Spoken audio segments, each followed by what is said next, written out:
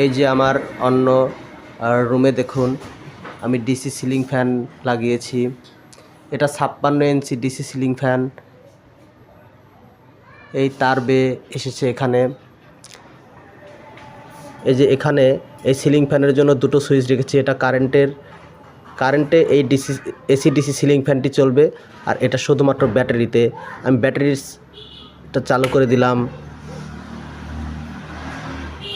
দেখুন এই যে ফ্যানটি রানিং হয়ে গেল।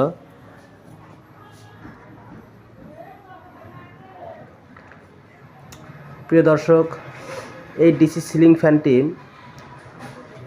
এসি ডিসি সিলিং ফ্যানটি এত বাতাস দেয়, এটা কারেন্টের ফ্যানের কোনো অংশে কম নয়।